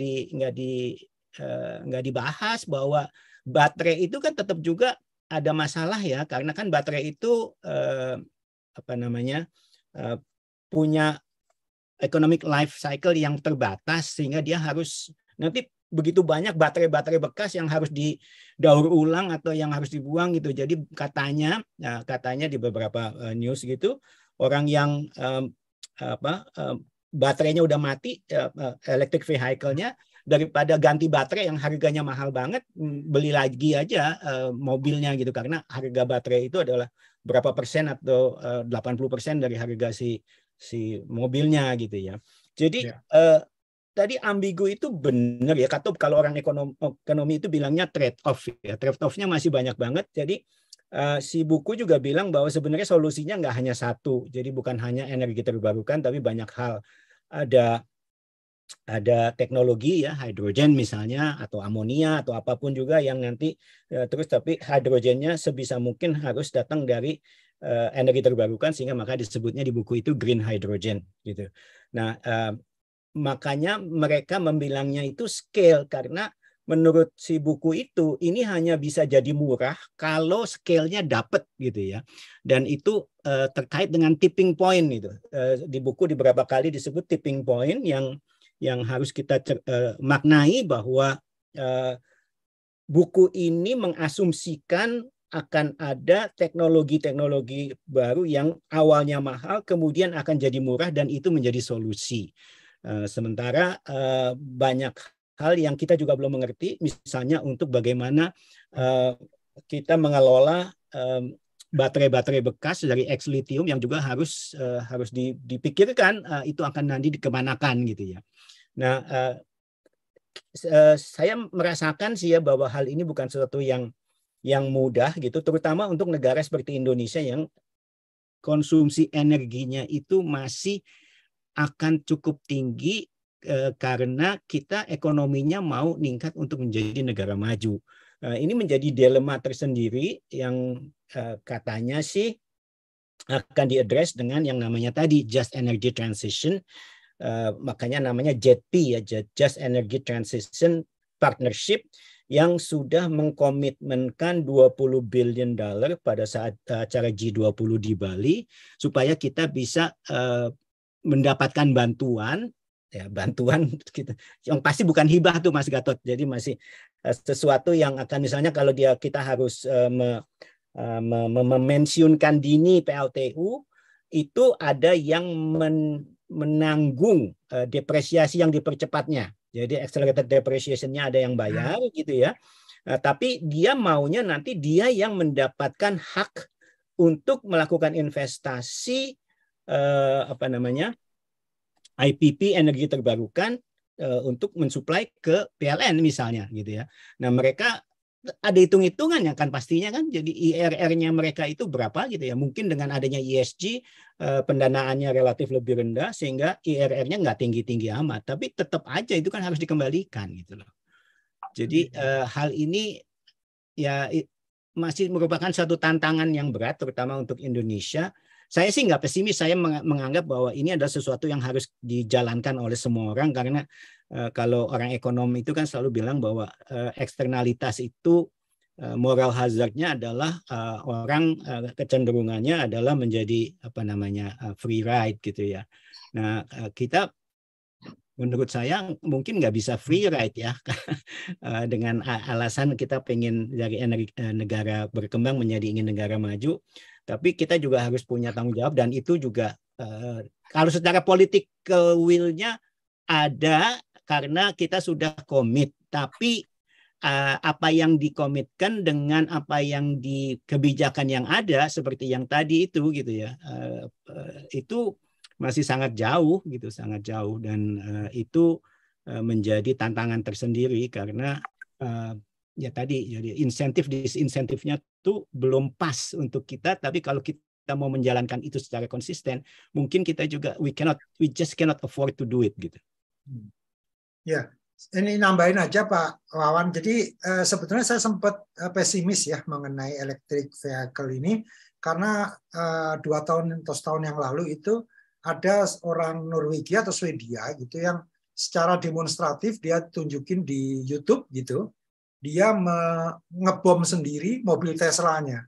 Karena kalau dia beli lagi ternyata beli baterai itu lebih mahal. Jadi mendingan ya udah dia secara demonstratif dan waktu itu kalau nggak salah diumumkan gitu bahwa saya tanggal sekian akan ngebom mobil Tesla saya karena it's useless dan dia belinya tahun 2014 kalau nggak salah. Jadi 4 tahun atau 5 tahun itu baterai life-nya sudah obsolete gitu. Jadi artinya memang harus dimusnahkan. Nah, sebetulnya tadi Mbak Ina dan saya sudah mencoba ini ya. Tadi ada Pak Niko Kanter juga sih. Kalau nggak tahu Pak Niko masih ada nggak Mbak Ina? Masih ada. Ya. Karena gini Pak Niko, kenapa Pak Niko perlu saya panggil? Karena gini kan, ini kan gimana juga Pak Niko kan pasti mikirin mengenai EV baterai di mana kalau ternyata sekarang investasi harganya turun, apa nggak rugi gitu? Misalnya gitu. Silakan Pak. Ya, terima kasih. Kalau dia baca begitu Pak Gatot bilang salah satu narasumbernya adalah Om Wawan, waduh saya langsung bilang lebih baik I join this. Kata-kata kalau ketahuan sama Pak Wawan saya nggak join, dia lagi bicara tentang ini, waduh dosa kita jadinya. Jangan gitu Pak Niko. Enggak, tapi yang disampaikan sama Pak Wawan kan itu jelas. Kalau saya nih Mas Gatot, kalau masalah itu nantinya investasi itu akan rugi, karena kalau kita kan automatically kita akan berpikir, jadi kayak Antam yang selama ini hanya fokus untuk jadi mining company in the upstream, dan paling tidak kita hanya bentok-bentok kita jadi di RKEF-nya, kita bikin NPI untuk jadi stainless steel. Kan nickel itu padahal battery itu dengan nickel base is actually quite dominating in the world, dan Indonesia is the biggest actually. 30% global consumption itu datang dari Indonesia. Jadi saya pikir decision kita untuk actually enter into this EV battery ecosystem itu bukan hanya jadi legasinya Antam, tapi akan jadi legasinya Indonesia to be a global player in the EV battery. Tadi kan dari kasih lihat sama Pak Wawan dan juga Mas Gatot lihat kan, one of the biggest itu adalah penggunaan daripada kendaraan, motor, truk, mobil itu kan itu jelas itu salah satu yang akan bisa mencapai the net zero emission itu. Nah, saya cuma bilang bahwa kita tuh, saya nggak terlalu khawatir. Cuman memang nickel price ini kita nggak boleh bikin dengan assumption akan terus-terus tinggi. Karena biasa di dunia ini, anything that becoming dominating, nanti semua negara akan mencari what is the other alternative technology untuk supply di alternatif. Makanya kalau nickel base ini juga jadinya terlalu mahal, dalam penghitungan kita, kalkulasi kita pakai asumsi yang akan sustain tinggi, itu kita akan salah nantinya. Karena apa? Orang akan lari ke LFP yang juga menjadi persaingan daripada nickel. Jadi kalau saya sih, sepanjang kita dalam membuat ini, kita actually JV dengan the biggest EV battery producer in the world, CATL, dan tadinya dengan LG juga kalau itu jalan. So we think that we actually can have a better market captive. Even China itu sendiri kan besar sekali. Kenapa CATL besar? Karena China itu akan jadi market yang sudah ini. Apalagi kalau kita lihat EV battery ini kan jadi dunia ya. Jadi maksudnya kita mesti jaga juga market itu di Asia Pacific juga akan terus growing. ASEAN, even Indonesia, kalau kita bikin policy-nya nanti akhirnya juga mengarah kepada EV battery, kita akan sustain kasarnya. Jadi saya nggak khawatir di situ. Saya cuma ingin bertanya, mungkin kasih juga pandangan sedikit kepada Pak Wawan ya, bahwa one of the challenge yang saya lihat yang nggak fair itu kan sekarang dengan global punya target seperti ini. Tadi Pak Wawan udah bilang, Indonesia actually being disadvantaged. Karena kita tuh berangkat dari developing countries. Jadi, tiba-tiba dikasih target yang harus sama-sama. Padahal mereka sudah menikmati, they already get the whatever economies of scale, dia udah dapetin semua advantages-nya di depan. And we have to start together at the same time with them. It is unfair. Makanya tadi Pak Wawan kan bilang nanti untuk 2060 mungkin it is actually mungkin akan berikan kita juga, we still are relying so much on the coal. Ya, tiba-tiba itu udah dilarang sekarang. Nah, itu kan juga buat Indonesia, kenapa Presiden juga masih memberikan beberapa PSN atau Project Strategik Nasional itu still allowed to use coal, bukan karena apa-apa. Kalau enggak, keekonomian dari proyeknya juga jadi damage gitu. Jadi CATL, kayak proyek CATL yang ada sekarang, China udah nggak boleh lagi financing the coal-based power plant. Tapi kita harus cari jalan agar supaya the coal-based itu bisa berjalan gitu, bisa tetap jalan. Tapi kita harus ada bagaimana kita mesti beli the green energy atau tiket apa yang kita bisa compensate supaya the project itself is going to actually sustain. Kan kalau enggak, kalau tiba-tiba kita juga disamakan dengan negara-negara maju yang mana mereka sudah menikmati, itu kan jadi kacau. And now look at the global yang bolak-balik bilang tentang mereka akan menyetop coal, menyetop apa. Tapi when the crisis happened with the Ukraine war, mereka juga allowing, akhirnya tuh at the end of the day, the demand itu akan memang jadi yang lebih penting daripada the aspiration of this zero base atau net zero base target yang mereka canangkan. Mungkin itu aja saya cuma ingin kasih sedikit pandangan bahwa target yang scale yang besar betul ya, kita memang harus mengarah ke sana semua karena this is for our future generation. Tapi juga it is unfair to impose the similar itu kepada Indonesia yang lagi dalam keadaan lagi baru mau naik gitu. So give us a few years untuk at least catch up, and then the same standard has to be applied to all countries. Itu aja mungkin dari saya Pak Wawan ya untuk ini. Makasih banyak ya. Terima kasih Mas Gatot. Maaf nih ribut banget lagi negosiasi juga nih. Masih terus lanjut nih di meja makan. Jadi saya mohon izin saya akan matiin lagi nih ininya Pak. Tapi terima kasih loh, saya dengar terus dari tadi Pak Wawan nih dan pertanyaan-pertanyaan dari teman-teman semua tadi. Makasih Pak Gatot, makasih Pak Wawan. Terima kasih Pak Niko. Sehat selalu. Pak Niko. Aduh, luar biasa. Pak Wawan atau Pak Gatot mau ada tanggapan atau mungkin komentar? Pak Wawan mungkin ya. Iya, memang apa tadi ya, just energy transition itu kan energi transisi yang berkeadilan gitu ya, dan itu banyak hal yang dibahas sebenarnya ya, dan memang kalau betul yang 20 billion itu bisa kita pakai gitu ya, dan setiap proyek yang akan mendukung itu, misalnya kayak tadi yang di Pak Niko untuk pabrik baterai itu it's a big thing itu untuk di bukunya yang Speed and Scale itu. Ya itu kalau bisa dipakai untuk bagian dari itu. Jadi kalau misalnya tadi ada risiko-risiko tertentu yang misalnya ya kan nggak boleh pakai batu bara gitu pembangkitnya. Misalnya nanti kalau mau dilakukannya ada dibikin industrial zone di Kalimantan. Kenapa di Kalimantan? Karena ada Sungai Kayan di Kalimantan Utara yang bisa menghasilkan energi secara besar 3 gigawatt gitu ya dalam satu tempat lokasi. Dengan karena scale-nya dapat ya 3 gigawatt itu kan besar gitu ya dalam satu lokasi, itu langsung artinya kan demand-nya harus di-create nih Pak Gatot dan teman-teman semuanya. Mbak Ina. Jadi kalau demand itu ada, misalnya si IBC Indonesia Battery Company yang tadi disampaikan oleh salah satu pemegang sahamnya adalah Antam, bisa dibuat di sana, dapat energi yang murah, misalnya kalau PLTA besar, skala besar itu bisa 3 sen per kWh gitu kan, itu bagus sekali gitu ya, dan dia tidak intermittent gitu ya, selama airnya bisa kita manage gitu. Nah itu dapat skala ekonominya dapat, semuanya dapat, partnership-nya dapat, teknologinya dapat, dan itu pasarnya kita ada gitu, dibuat di sini, bahan bakunya ada, nikelnya ada, dan sebagainya dan seterusnya, sehingga itu menjadi salah satu strategi yang kita bisa ambil untuk menyiasati gitu ya, menyiasati.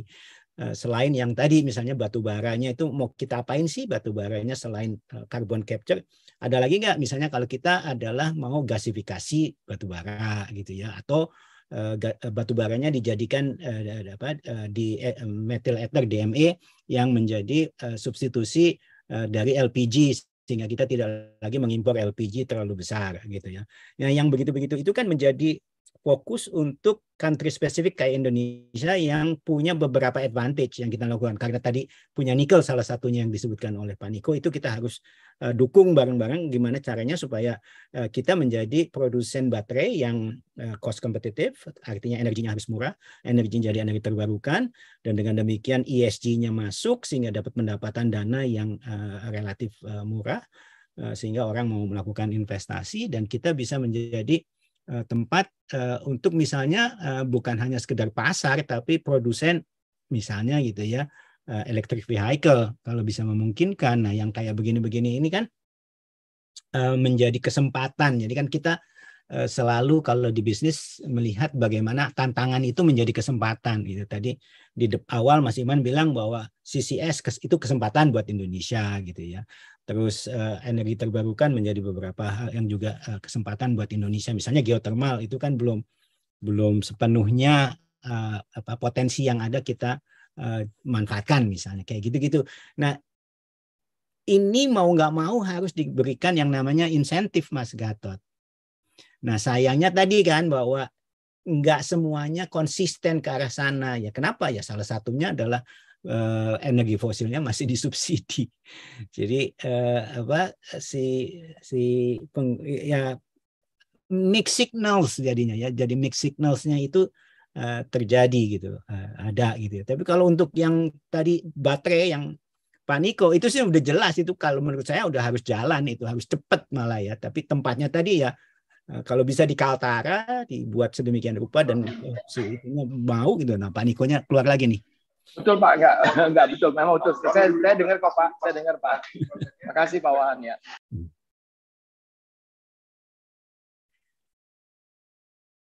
Gitu. Wah, silakan, siap.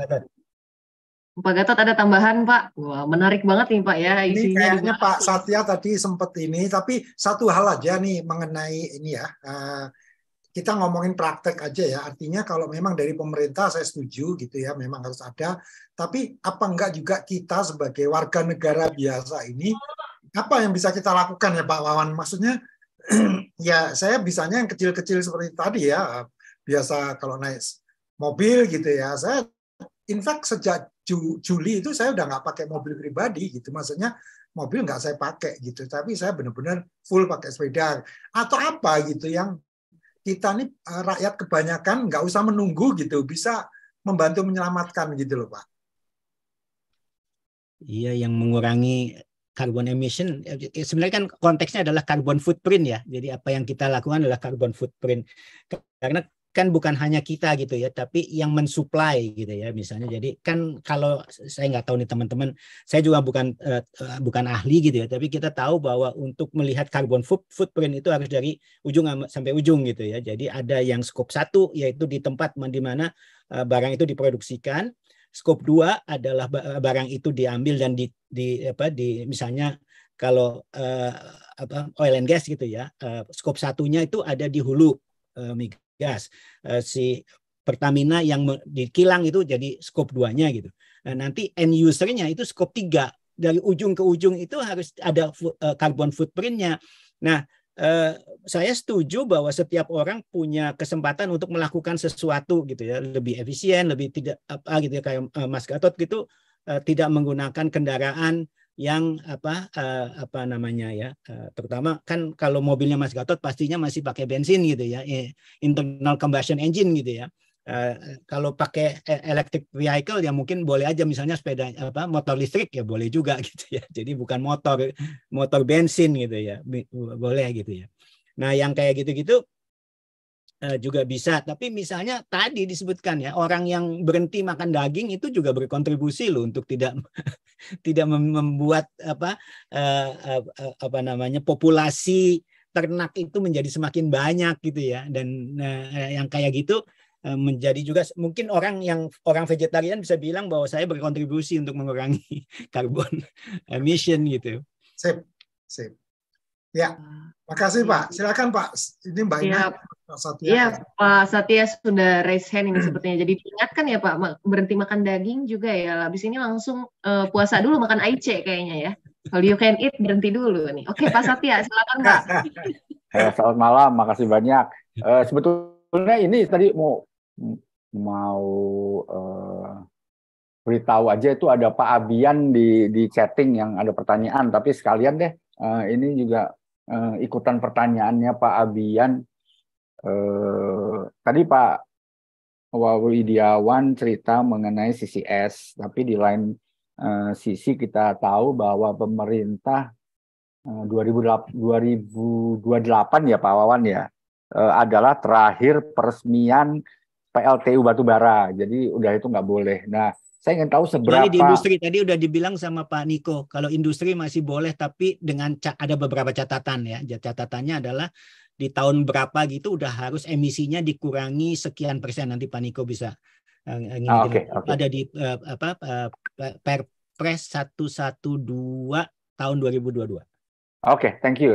Jadi sebetulnya seberapa confidence pemerintah melihat teknologi CCS untuk mengurangi secara signifikan emisi dari PLTU batubara, itu yang saya ingin tahu ya, karena sebagai sesama saya percaya yang namanya teknologi itu mampu kok harusnya ya gitu. Apakah misalnya 10 atau 20 tahun lagi yang berarti artinya baru 2040-an, artinya harusnya udah ada ya teknologi yang bisa menurunkan karbon dari PLTU batubara, sedangkan pada saat itu kan katanya kita sudah berhenti yang PLTU batubara. Komen itu aja Pak, terima kasih. Teknologinya ada Pak Satya, cuman at what cost kan? Pertanyaannya selalu begitu. Yeah. Nah, si buku itu berargumen cost-nya itu bisa turun kalau kita melakukannya dengan speed dan scale gitu ya. Jadi that's the reason why the title of the book is that gitu. Nah, CO2 itu tadi ya mengcapture CO2 dan menginjeksikan itu bukan sesuatu, teknologinya ada gitu ya. Cuman kalau dihitung cost-nya hanya untuk itu gitu ya, bukan untuk EOR misalnya, itu tadi terlalu mahal, misalnya sekitar $40 per ton gitu Pak Satya. Dan kalau misalnya dia bisa get away from not doing that, mungkin dia. Nah, PLN itu kan melakukan berbagai hal. Misalnya PLTU-nya sekarang itu dicampur dengan biomasa. Jadi misalnya pakai sampah malah ya, di Suralaya itu sudah mengambil sampah dari Cilegon gitu, dari Pemkab Cilegon. Jadi kalau misalnya PLTU di Inggris juga udah diganti oleh pellet gitu ya, dan dia mengimpor dari Indonesia gitu, dengan harga yang cukup mahal gitu. Nah, yang begitu-begitu itu akan dilakukan kombinasi dari segala macam ya, sampai teknologinya itu bisa dijalankan dengan harga yang relatif lebih murah begitu, dan itu tujuannya dari si buku bagaimana mempercepat sehingga kan kita punya pengalaman ya, panel surya itu kan juga dulunya mahal banget, sekarang udah jauh lebih rendah gitu ya. Di buku itu ada chartnya gitu ya. Dan dia maunya untuk semua seperti itu teknologi. Jadi benar Pak Satya, jadi teknologi itu harusnya menjadi andalan gitu. Nah, bagaimana teknologi ini bisa menjadi andalan selain teknologinya diperbaiki ya. Jadi misalnya kalau di buku itu dibilang metalnya, apanya gitu ya, proses tapi yang tidak kalah penting adalah economies of scale-nya, dan itu bahasanya dia itu akan jadi tipping point gitu. Pada saat itu teknologi itu akan masuk dan menjadi bagian dari portofolio. Jadi solusinya nggak bisa hanya sekedar energi terbarukan, apalagi yang intermittent tadi yang diingatkan oleh Pak Imam gitu ya, atau oleh tadi Pak Alan gitu. Nggak bisa, jadi harus ada yang lain. Bagaimana dengan nuklir? Nuklir juga salah satu opsi misalnya, tapi banyak orang yang nggak terlalu suka gitu ya. Tapi biar kita suka tidak suka, nuklir itu zero emission gitu, dan dia bisa base load gitu, nggak intermittent gitu. Nah, yang kayak gitu tuh, jadi kombinasinya nanti harus segala macam bisa dilakukan sebelum sampai ke teknologi yang jauh lebih baik, misalnya green hydrogen dengan ekonomian yang lebih murah dari apa yang kita lakukan sekarang. Nah, mudah-mudahan maunya si buku ini bisa terkejadian, dan kemungkinan ini jadi advantage buat Indonesia juga, karena kita kan pertumbuhan energinya kemungkinan akan cukup pesat gitu ya, sehingga kita menjadi pasar yang siap untuk membuat scale ini menjadi besar gitu. Cuman kita belajar bahwa dibandingkan Vietnam aja yang menggunakan solar energi atau solar PV yang mereka itu bisa 8 giga dalam waktu cuma 3-4 tahun gitu ya. Di kita sekarang 1 giga aja, jangankan setengah giga aja belum ada gitu. Nah, itu kan tergantung. Jadi di Vietnam itu harganya udah jauh lebih murah gitu ya. Misalnya cuma 4 sen, 5 sen. Tapi di kita mungkin masih harganya 7 sen. Jadi di kita untuk mendapatkan ya mungkin juga karena kita salah bikin perencanaan ya gitu, sehingga waktu kita bikin yang 35 gigawatt itu kebanyakan gitu. Dulu kan kita maunya kenaikan pertumbuhan ekonominya 7% gitu ya waktu pas Jokowi masuk itu, tapi nggak mungkin 7% itu dicapai, dan waktu itu perencanaan listriknya dengan asumsi seperti itu sehingga dibangunlah gede-gedean gitu. Dan sekarang kelebihannya ternyata batu bara semua gitu. Nah, untuk supaya bisa akselerasi dari energi terbarukan yang sulit gitu kan. Harusnya kan perencanaan kebijakan energi nasionalnya energi terbarukan itu sudah harus sampai ke 23% di tahun 2025. Tapi sekarang masih 13%, padahal tinggal 3 tahun lagi atau 2 tahun lagi. Nah, yang gini-gini itu menjadi sesuatu yang kadang-kadang kita merencanakan sesuatu dan itu berdasarkan keinginan. Jadi sebenarnya wish list. Nggak ada roadmap yang secara untuk mendapatkan economic skills tadi sehingga apa yang kita rencanakan menjadi kenyataan karena masih tadi ya ambigu tadi bahasanya Pak Alan itu. Oke, makasih banyak, sangat tercerahkan. Makasih Pak Wawan. Terima kasih Pak Wawan, terima kasih juga Pak Satya sudah berdiskusi. Nah Pak, ini sebetulnya seru banget ya Pak, pengennya dilanjutin terus nih gitu, apalagi ini sepertinya masih banyak juga yang raise hand nih, tapi kalau saya melihat nih waktu sudah 3 menit lagi menuju 21.30 gitu ya. Kalau kita kembali ke komitmen awal, kita selesaikan diskusi secara Zoom-nya gitu di 21.30. Mungkin ya nanti Bapak Ibu yang ingin lanjut berdiskusi lagi, boleh kita langsung bahas gas di grup Telegram gitu. Nah sebelum di closing nih mungkin ada message yang untuk kita bawa pulang nih dari Pak Gatot dan Pak Wawan, monggo. Siapa duluan? Pak Gatot duluan atau Pak Wawan duluan? Monggo Pak. Oke, karena saya yang men-trigger, mungkin nggak apa-apa saya dulu ya Pak Wawan, tapi intinya saya ya sangat merekomendasikan buku ini sekali lagi karena saya sendiri buta ya mengenai berapa gigabyte sampai gigaton dan sebagainya gitu ya. Pak Wawan ahlinya, tapi saya jatuh cinta sama buku ini karena pertama strukturnya bagus ya. Jadi kalau kita mau melihat buku yang bagus ya ini ya. Jadi sampai saya sampulin nih buku saya.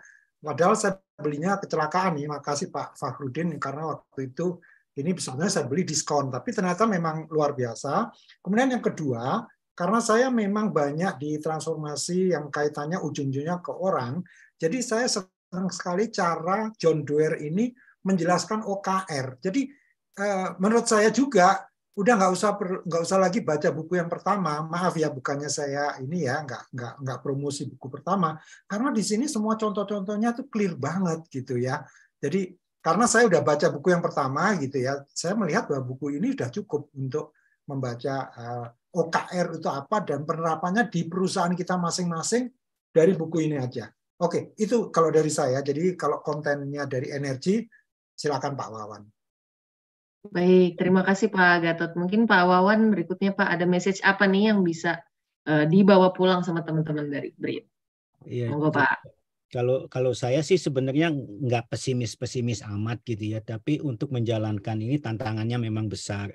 Kenapa saya nggak pesimis gitu ya? Karena mau nggak mau konsumen itu makin lama makin sangat seperti Pak Gatot gitu ya, akan aware dan akan menuntut, terutama untuk yang generasi yang Z kalau nggak salah ya sekarang ya, akan menuntut ini apa sih yang dilakukan oleh generasi ayahnya gitu ya, apa yang ini membuat orang akan berpikir banyak untuk kemudian melakukan yang sifatnya tadi gitu, apalagi seperti yang didorong oleh buku gitu ya, bahwa sekarang itu investasi itu mensyaratkan yang namanya sustainability ya. Tadi di chat juga ada mengenai SDG dan sebagainya ya.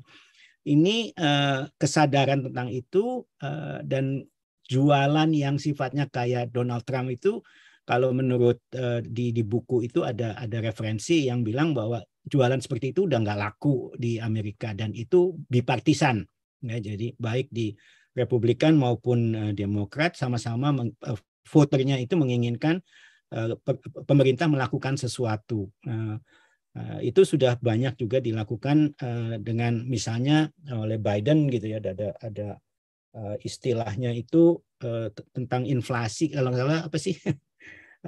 Undang-undangnya itu mengatasi inflasi gitu, tapi pada kebanyakan isinya adalah mengenai untuk sustainability gitu ya. Jadi nanti kalau saya sih memang sebaiknya kita tidak menunggu sampai orang yang meminta kita untuk melakukan sesuatu, tapi kita lakukanlah sendiri gitu ya. Jadi misalnya kalau sayangnya memang insentif dari PLN-nya nggak cukup, tapi kalau bisa pasang PLTS di rumah, di atap rumah gitu, pasang deh gitu ya. Kalau bisa gitu. Nah yang begitu-begitu terus kalau saya terus terang belum punya mobil electric vehicle, masih ngitung-ngitung gitu ya, tapi paling tidak saya punya mobil hybrid gitu ya, jadi paling tidak efisiensinya saya ingin dapatkan, dan sebisa mungkin karena rumah saya juga dekat MRT nih Mas Gatot, jadi saya kalau kemana-mana enak juga naik MRT gitu, karena bukan apa-apa, macetnya yang nggak tahan, bukan apa-apa gitu. Nah belum lagi genap ganjilnya gitu ya. Jadi sebenarnya ada beberapa insentif yang sudah ada sekarang dan kita melihat bahwa perubahan iklim itu nyata. Nggak usah nunggu 10-20 tahun lagi, sekarang aja udah gawat nih gitu kondisinya gitu di beberapa tempat gitu. Nah itu kan artinya di kota-kota Indonesia akan airnya nanti naik gitu ya, banjir robnya akan lebih banyak. Dan itu mahal sekali, nanti misalnya pertanian akan terpengaruh, orang harus pindah, harus apa segala macam itu sebenarnya udah dihitung angkanya oleh Bappenas gitu. Jadi kalau kita tidak melakukan apa-apa itu akan sangat kita bukan hanya salah gitu, tapi berhutang kepada generasi penerus. Jadi mungkin kita harus sudah melakukan banyak hal yang berbeda. Paling tidak misalnya recycle, reuse, apalagi gitu yang kayak gitu-gitu ya, circular ekonominya jalan, semuanya jalan, dan sudah mulai mempertimbangkan berapa nih carbon footprint kita gitu. Dan kalau bisa kita kurangi, kita coba kurangi sama-sama. Itu aja sih dari saya. Baik, terima kasih banyak nih Pak Wawan. Wah, jadi ada tambahan baru ya, bukan hanya menghitung kalori, kalau sekarang berarti menghitung carbon footprint juga. Nah, oke. Luar biasa sekali diskusinya malam ini, mencerahkan sekali ya, jadi mengingatkan kita juga, membuat kita semakin aware lagi sama kondisi lingkungan sekitar kita, dan memikirkan hal apa yang bisa kita lakukan, what we need to do, apa yang kira-kira bisa kita lakukan, hal kecil tapi insya Allah bermanfaat. Oke, sekali lagi terima kasih buat sharingnya Pak Gatot dan Pak Wawan. Sebelum kita closing, biasanya kita foto ketawa dulu nih. Prof Budi mana nih Prof Budi? Iya. Masih ketawa kan ya?